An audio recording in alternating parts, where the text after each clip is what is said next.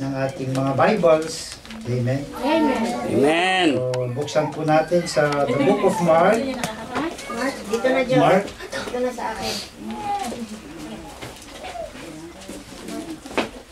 Ayan, sa tabi ng tatay. Sa tabi ng tatay. Mark. Amen. Sa chapter 1 po ng Mark, basahin po natin ang verses 16 hanggang 20. Amen.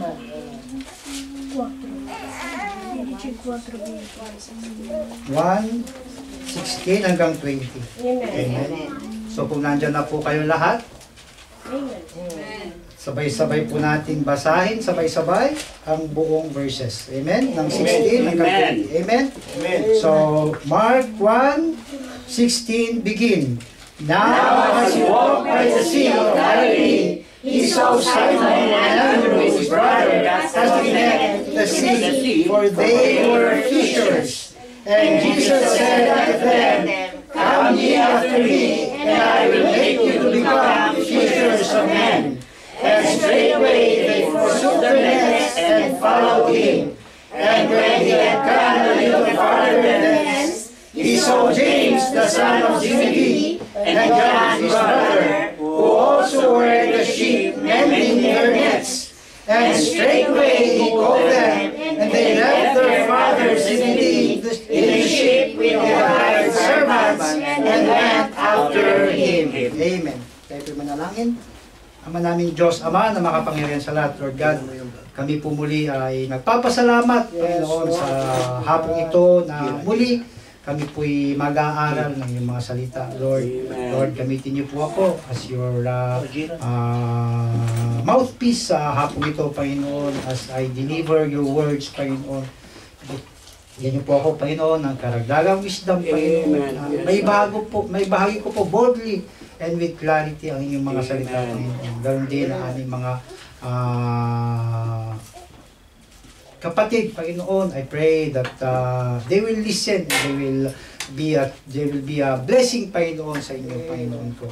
At patawad din sa aming mga nagawang hindi po nakakalugod sa inyong Panginoon. Yandisin niyo po kami na muli kami po ay karapat-dapat sa inyong mga salita at sa inyong harapan, Panginoon. Once again, I pray na ang lahat po nito ay kayo po ang mabigyan ng kaluwalhatian, Panginoon. And all things, Panginoon, aming nilalapit na may papurit pasasalamat sa pangalan ni Jesus na aming tayong tagapagligtas. Amen. Amen. Tayo po makakaupo na. Amen. So, salamat po sa ating pastor na muli tayo po ay binibigyan ng pribilehyo na makapag-turo. Amen. Na lumago at matuto sa salita ng Panginoon. Amen. At salamat sa Panginoon na siya po ang nagbibigay ng lahat, no? Dahil kung wala po ang Panginoon sa guidance niya sa lahat ay siguro po kailangan laging nasa kumbaga sa barko kailangan kasama natin siya. Siya yung ating kapitan. Amen? Amen. Okay. So ito po ang aking mensahe sa hapong ito. The book of Mark. No?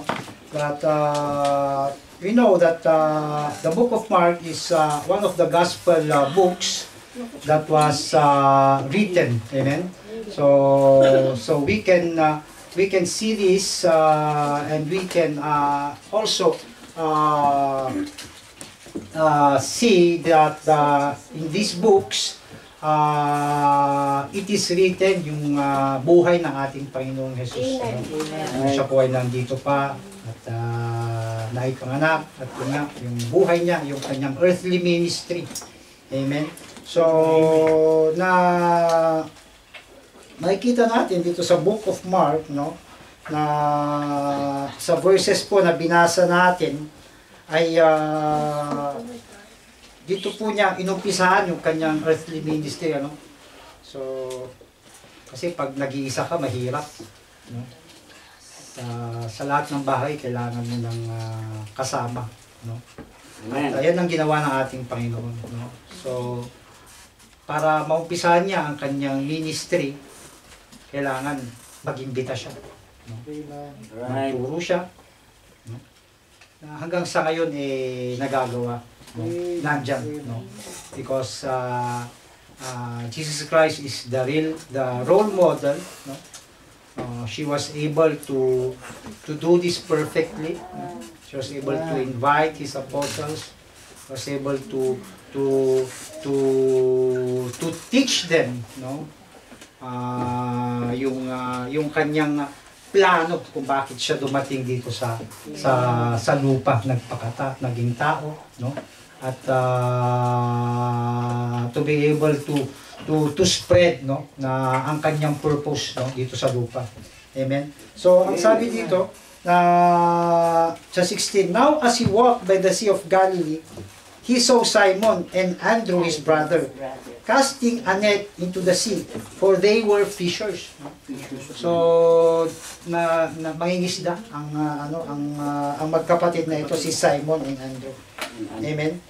And anong sabi niya? Come ye after me, and I will make you to become fishers of men. So dito po mag-ano aking mensahe, at ang ano ko po ay an invitation to respond. An invitation to respond. Amen. An invitation to respond. Amen. So ito po ang ang ating title, no? Amen. Amen. So lahat po tayo siguro ay naka-experience na maimbitahan, no? Pwede po tayong maimbitahan sa isang okasyon, sa isang may birthday, imbitado sa isang meeting, imbitado sa isang pero karamihan na na-invite tayo yung may okasyon, no? Yung may kainan, no? May happenings, yun Di ba? Pag yung may mga ganong mga invitasyon sige. Naiaano natin yung schedule natin sandali, pwede kong i-expose, i-adjust natin, ano? Pwede kong i-expose ito. Kaya ito. Sige, pwede. Yan. Pero pag yung may nag-invite sa inyo, sasabihin niya, uy, pwede ba kita ma-invite? Sige, saan yan? Sa church. Ay, may gagawin ako. Sandali, titignan ko muna yung schedule ko. Yan, di ba? So, marami tayong alibis. Maraming dahilan. Maraming dahilan. Ayan. Di ba?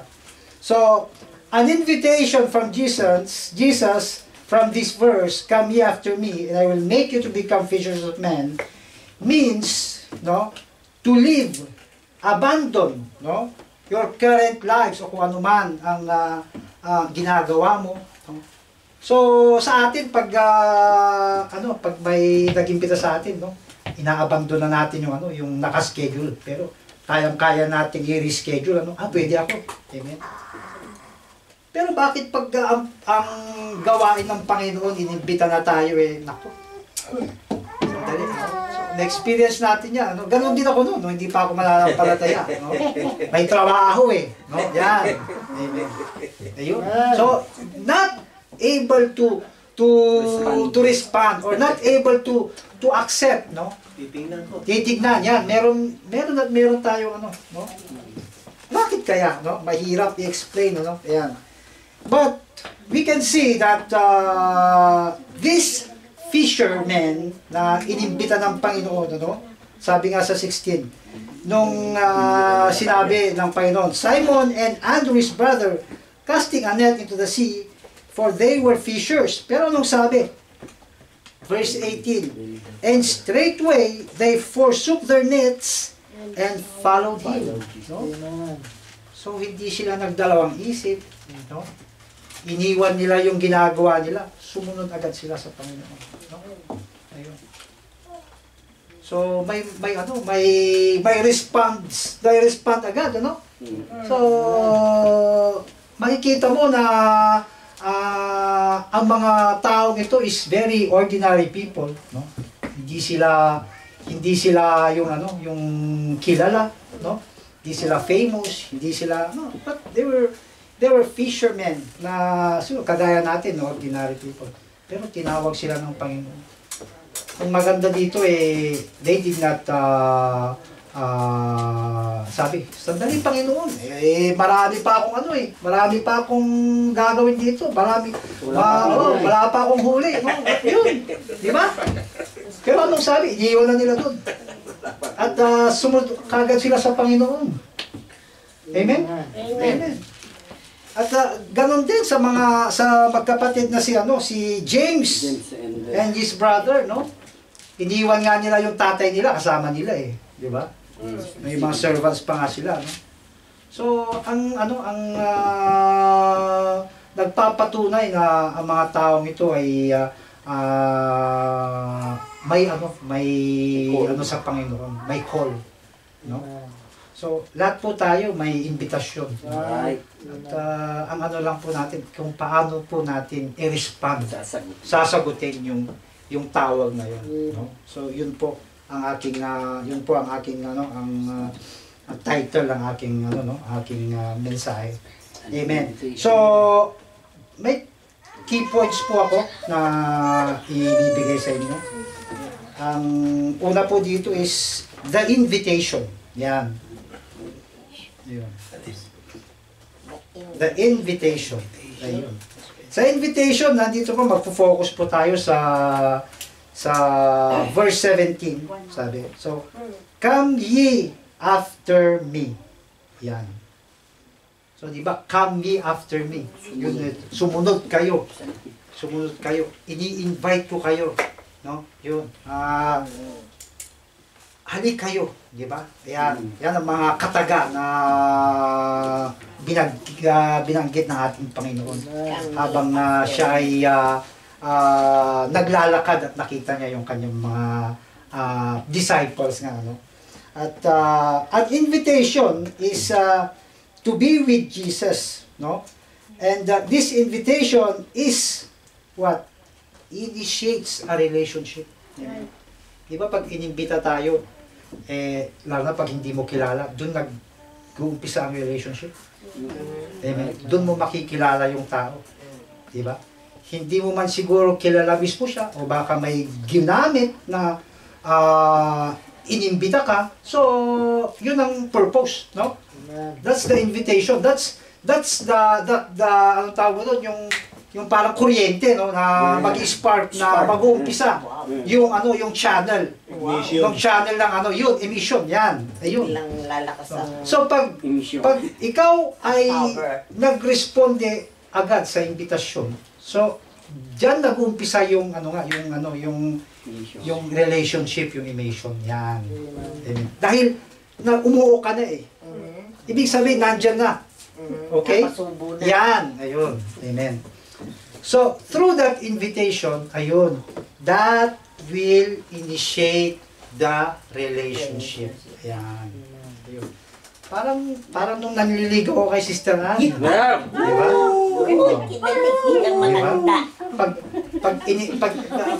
Pag inimbita ko siya na pupunta sa isang kakain sa labas, no? So, that is the relationship, no? Nandun nag-uumpisa yung relationship. Getting to know the person, getting to know kung ano yung strength niya. Yun doon nag-umpisa yung relationship. Ganon din sa Panginoon. Pag inimbita po tayo ng Panginoon, doon po nag-uumpisa yung relationship natin. At pag tinanggap po natin yung invitation na yun po ang maganda. Ayan. Kasi di ba ang relationship po natin sa Panginoon naputol nga dahil nga sa ating kasalanan. So pag tayo po tinawag niya, ibig sabihin He is initiating the reunion, no? With that relationship, no, sa Panginoon. Amen. So doon po nag-umpisa, gaya po ng mga apostles niya, no, tinawag niya, no. So that initiated the relationship with the men of God, the holy men of God. Amen. So gaya nga po ng mga ginamit din na magsulat ng mga ng mga scriptures. Amen. So they were chosen and they responded. Amen. So they were guided by the Holy Spirit, no? They were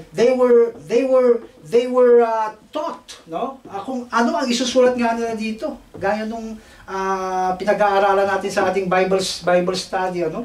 Na yung mga propeta, yung mga ginamit ng Panginoon na maisulat ang Bible na ito ay binigyan niya ng paraan para maisulat ang mga Holy Bibles na ito. Amen. Amen. So that invitation is really a great relationship, no, para makilala natin ang isa't isa, no? At ganon din sa inyo, no? Ganon din nung kami ay inimbitahan noon, no? So ako nagdalawang isip noon dahil ang inimbita doon si Sister Annie, no? So syempre curious ako, ano yun, paano yun, no? Yun, maganda, sabi. So I was able to adjust my time dahil noon talagang kahit linggo may pasok ako, no?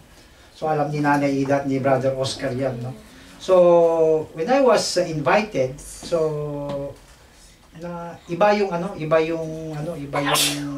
naramdaman ko. Siguro kinilos nga ako ng Holy Spirit, ano. So nandun nga, may spark nga na ayun. So nakilala ko ang Panginoon. Actually, not that day, but that following sa Sunday na pumunta ako, no. So doon ko nakilala ang Panginoon, tinanggap ko siya bilang sariling tagapagligtas. So through that invitation, I was able to renew my relationship sa ating Panginoon. Amen. Natuto po ako. Amen. Na marami pong struggles. Alam po nila, meron po yung may pasok ako ng alas 12, but I don't want to skip, no? Sabi ko, pupunta ako kahit yung Bible study lang ang mapapakinggan ko, ma-attendan ko. Alam nila, Brother Oscar, yan, nahihiya akong lumabas. Kinakalabit pa ako nila Nanay Ida, tsaka ni Sister Annie. Anong oras na? Mag-aalas 12 na, alas 12 pasok mo, sasabihin sa akin. Pero kung ayaw ng fit ko, ewan ko. Nandun pa rin ako, gusto manatili ako. Nakikiusap sa akin ng But I have to. Sabi ko, bakit ba, Panginoon? So I struggled. Mahirap yung nakilala mo ang Panginoon, tapos yung mainit ka na, nung nag-uumpisa ka na. Kumbaga sa isang makina, pag in-start mo, umiinit na yan, Ayun. Kumbaga pag tinigil mo, mahirap ulit painitin yan. Pero nandun ka na sa stage na yon, tapos meron yung mga ganong pangyayari, So I struggled, I prayed. And now I was able to overcome that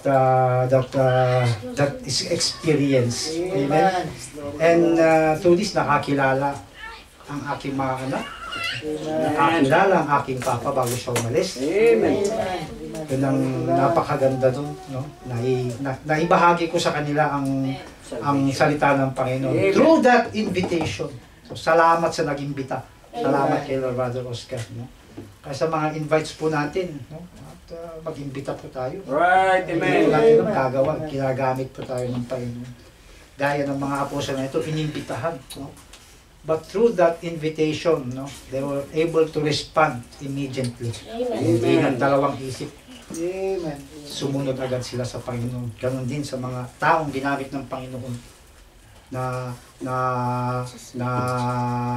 ibahagi ang kanyang salita hanggang ngayon. Preserved, no? At ngayon ginagamit pa rin natin. At gagamitin pa ng mga generasyon na susunod sa atin. Amen? Amen. Amen. That is the invitation. So, it initiates the relationship between us and through Jesus Christ. Amen? And the second one, mga kapatid, is the transformation.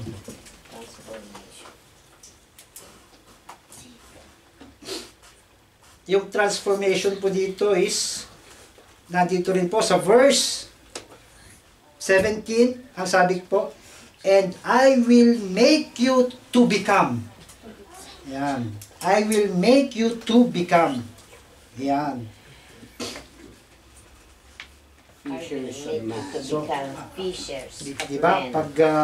Pag inimbita ka, no? Pag pumunta ka, lalo na sa church, pag nandun na yung relasyon, no?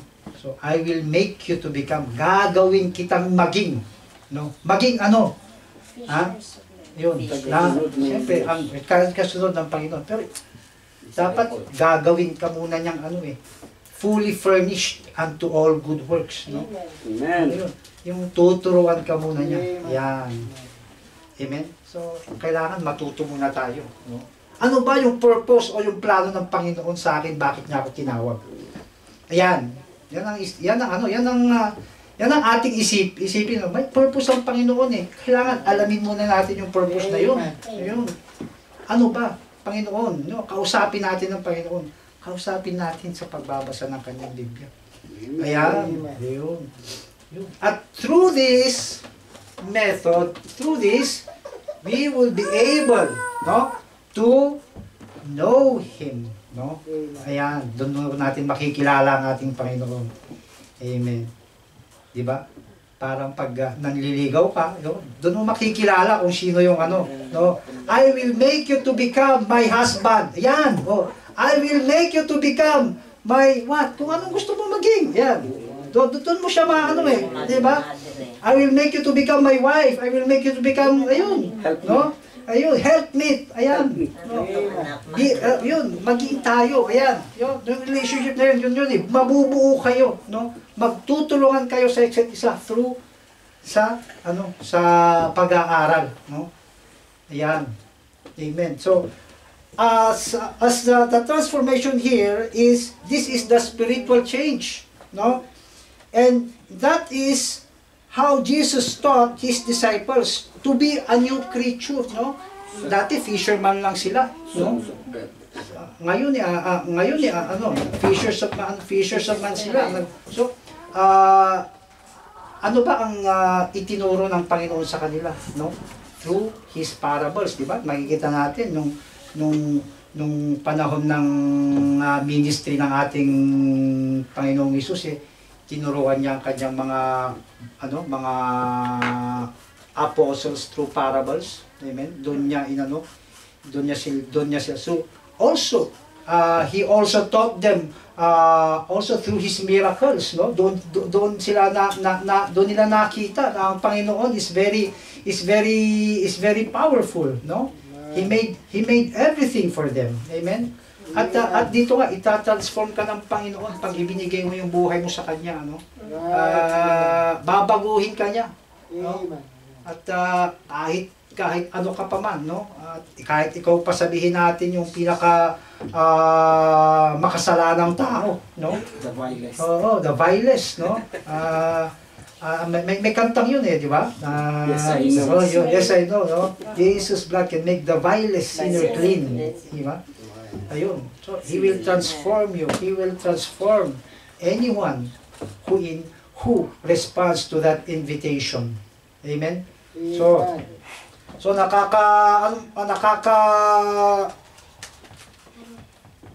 ano ng pagpapala yung mga ganito na nakilala mo yung isang tao, ba't si ganun, iba na? Yan.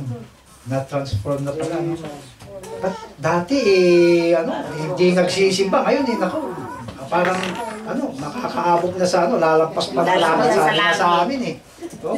Lalampas daw kami sa langit, sabi no, dahil pag kami tinatawag sa ibang okasyon ni sa mga imbitasyon, lalo na sa mga kamag-anak ni Sister Annie, lalampas na kayo ng langit niyan, ganun sila. So, sumabay kayo sa wala. So, noon, siguro, hindi naman kami na-offend, pero hindi lang namin pinapansin, no? But, ngayon, alam na nila na paglinggo, hindi na sila may church kayo. Alam na nila eh. Ayun. So, ang ginagawa na, gagawin nating Sabado. So, sila na nag-a-adjust. O, di ba? Bilin mo yung ano ng Panginoon. Di ba? O, imbis na gagawing Sunday, hindi makakapunta si Sister Annie o si Brother Jake. No? O kaya si Sister Annie, dahil siya, libero lang Sabado. So, Sabado na lang natin. So, yun. No? Sila na nag-a-adjust, hindi ikaw. Nagawin mo yung kami ng Panginoon kung paano niya i-reverse ang mga situations. Amen? So, nakakatuwa, no? Amen. So, God does that, no? He transforms us, no? He transforms, because He's He is our God of divine God, no? Kaya na lahat baguhin, no? Ay surrender mo lang yung yung sarili natin sa kanya, no? So gaya ng mga apostles, no? Sinurrender lahat nila ang kanilang lahat, no? So they followed Christ, no? And they were able to be taught, no? Kung saan nga sila pumunta, eh, no? And salamat at meron to mga apostles na to na nagresponde sa call ng Panginoon, ano? At salamat din sa ating lahat na niresponde ang tawag na ito ng Panginoon. Amen. Amen. So dito tayo natututo, dito tayo, and I will make you to become, no? To become what? Gaya nga si Sister Caro, sabi niya, kahit yung pagluluto niya na habi niya, na ibabahagi niya sa atin. Oh. Yan, yung mga ministry natin, no? Pag ano natin yan, bigyan natin ng importansya, lalo na kung ito ay para sa Panginoon. Amen. Ayun. Parang ngayon, kami we are able to stand here not knowing na hindi madali. No? Na tumayo ka dito, lalo na pag may stage fright ka, may stage fright ako. No, mahihain talaga ako. Pag hindi mo ako kakausapin, hindi kita kakausapin. No, hindi ka talaga ako, no. Alam ni Sister Annie yan. No. So nung bata ako, alam mo ang ginawa ng tita ko, in-invite niya ako sa isang Christmas party, no, not knowing na pinalista pa niya pala ako na na kumanta, no? So nung na-surprise ako, hindi ko alam, sa TI siya noon eh, Texas Instrument yung sa Baguio, no? So nung may contest, sabi, may contest ng kanta. Sige, punta tayo doon, sabi, yun. So pumunta kami, hindi niya sinabi na inilista pala niya ako, no? So may tapos pamaya, tinawag yung pangalan ko, ako yun na, sabi ko. Ba't kilala ako? Siyempre, ay ikaw yun, hala. Ikaw yun, sabi ng tita ko, hindi niya sinabi na ay pumunta ka na lang. Tita, hindi ko alam, hindi ako prepared, but anong ginawa ko? I responded to that invitation, pumunta ako, no? So, kumanta ako. So, anong gagawin ko? Tinawag, kumanta ako. So, nag-ano ako, no? My legs are trembling, dahil may stage fright ako, hindi ko So, doon. So, kumanta ako. Hindi ko na alam, hindi ko malala kung ano yung kinanta ko, no? Tapos yung mga ibang may mga -1 pa sila, may accompaniment kasi. Ako wala eh, yung lang ako eh, acapella eh. Wala eh. Wala akong eh. Sige, kantahin mo na lang yun, no? So nung ibibigay niyo yung award, naging second place pa ako. Pero yun yun, no? Paano idadal mo kayo contestant? Marami. So, tignan mo, no? So, ayun, nabanggit ko lang dahil, ayun nga, doon ko naalis yung aking stage fright, no? But naging positive, dahil na-awardan ako, yung stage fright ko na nandito, na hindi ko kayang na-overcome ko, no? Amen? So, nandun, sige, may purpose ang Panginoon kung bakit, Ayun, nagagamitin pala niya yun, no? Sa akin, amen? So, yun. So, and through that yun, sa mga contest, ako na yung kumakanta na ako, pati sa eskwela. Ayun, so, dito nagagamit ako. Kumakanta ako. Oh, amen. So, salamat sa Panginoon. Glory to God. Amen. So, through that invitation, through that transformation, so I was able to overcome my fears. Amen. I was able to be someone, to be a new person, no? Dahil sa Panginoon. Glory to God. Amen. So, dahil sa Kanya, lahat na ito. Amen. So, ganun din kayo. Kung nangyari sa akin, ganun din sa inyo, mga kapatid. So, hindi pa huli ang lahat. Amen. Siguro nandyan na, hindi pa natin alam eh. No? Ayun. Kaya dapat alamin natin. Basahin natin yung Bible natin. Transform tayo ng Panginoon. Amen. Amen.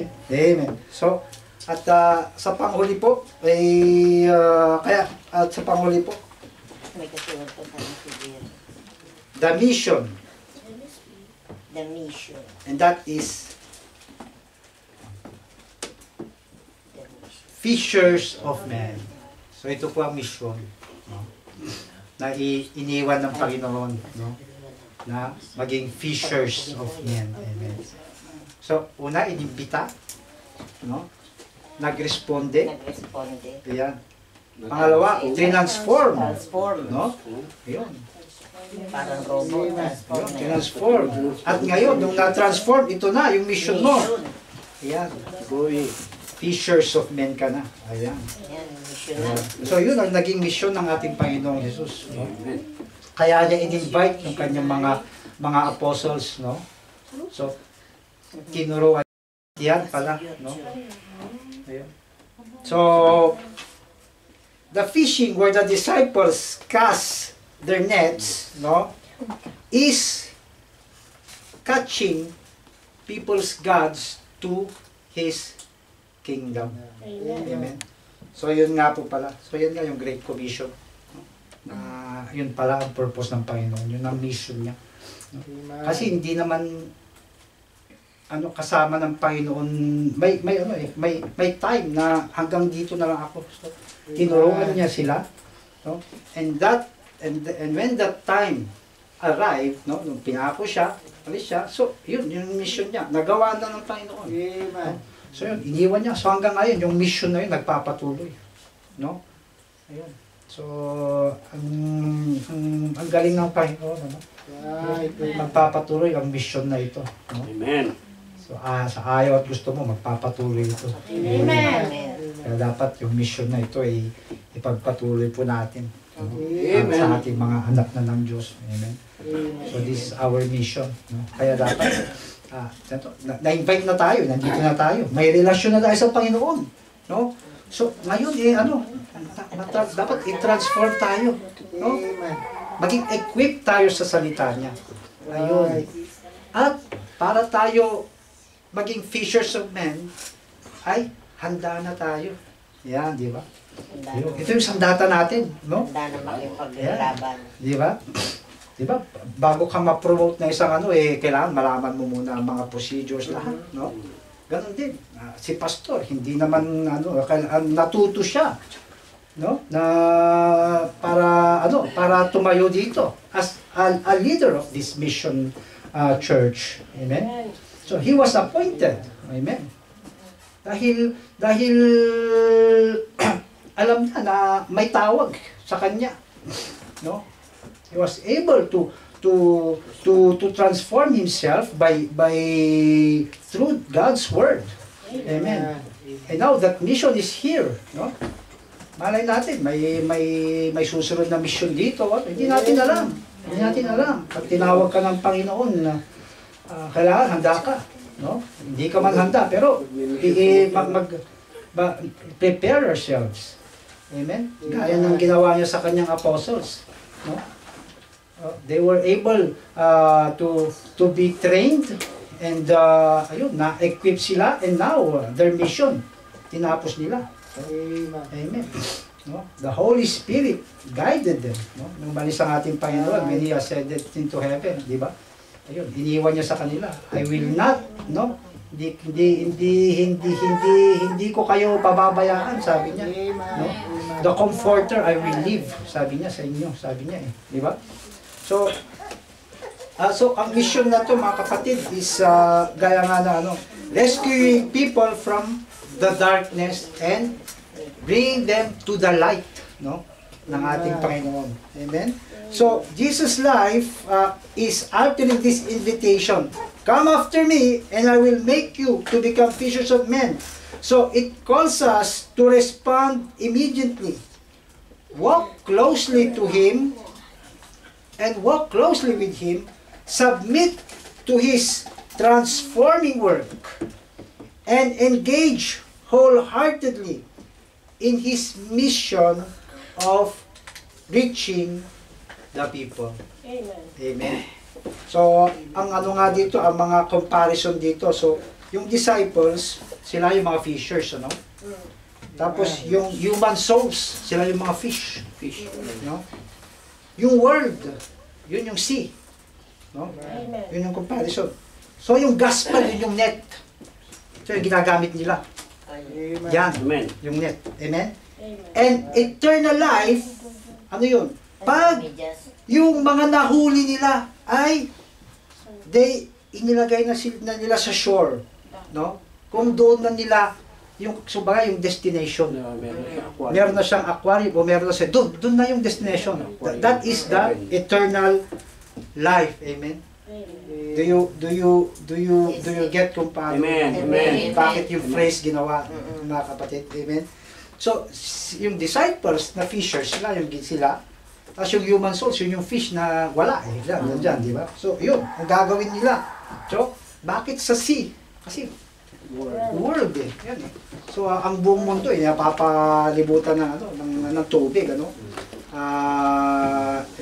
Ilang percent ang tubig sa buong mundo. That is 70%, I think.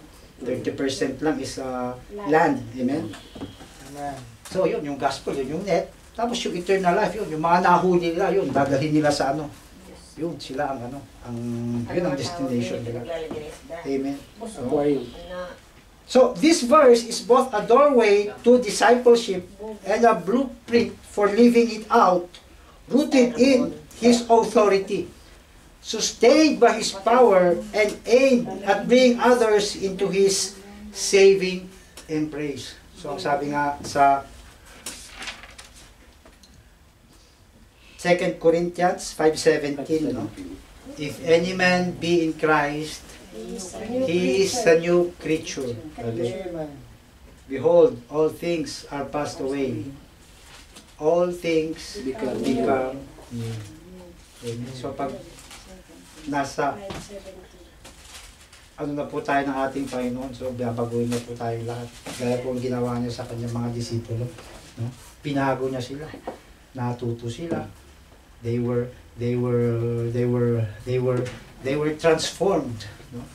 At yun nga, yung mission hanggang ngayon ginagawa pa. Nagawa nila at ngayon, yun din ang ginagawa natin ngayon. So as a cycle, no? So hindi natin alam, baka itong mga batang ito, si Brandon, si Jacob, si Josh, si Ali, ito sila yung susunod, no? Hindi natin alam. Pero nandito sila, yun ang ginagawa natin, no? No? So they had now their relationship sa Panginoon. No? We are now transforming them to do this mission, their purpose in life. Amen. Amen? At salamat at ito po ang aking maikling imbitasyon at maikling transformasyon at maikling mission, no, na naibahagi sa inyo na pinagkaloob po sa akin ng ating Panginoong Hesus.